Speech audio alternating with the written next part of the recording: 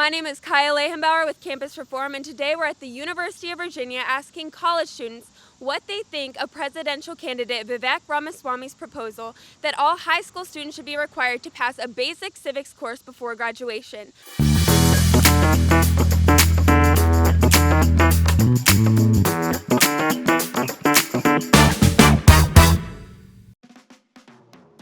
Presidential candidate Vivek Ramaswamy proposed a policy where high schoolers cannot graduate unless they pass a basic civics class. What do you think of this proposal? I mean, I think it's really important that high schoolers have a basic understanding of civics and like how our government works, but I don't know that I would like prevent people from graduating if they didn't.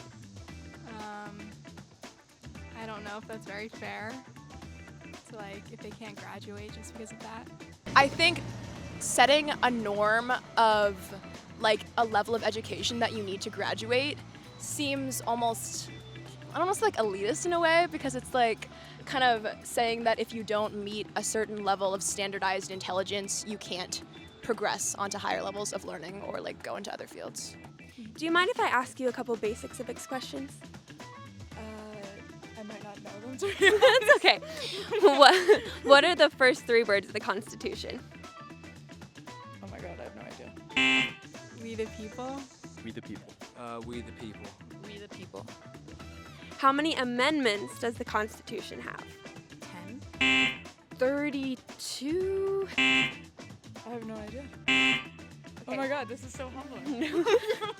Okay, do you know who our state's Virginia's U.S. senators are now, and for how many years are they elected? I don't know who they are, but I'm pretty sure it's 2 years they're elected.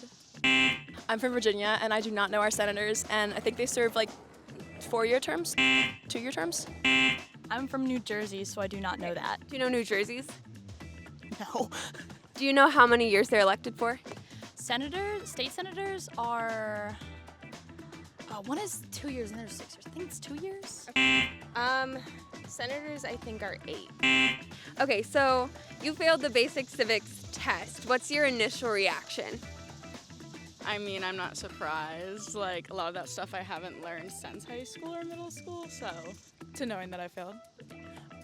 That I need to be more I haven't taken a history class, an American history class since high school, so I feel wow, this is something. I'm gonna go read, go to Barnes & Nobles and get every book that I can get, just to know my basic history. But yeah, I feel it's important, and I hope that law gets passed, because this is super embarrassing and I should know the basics of my country.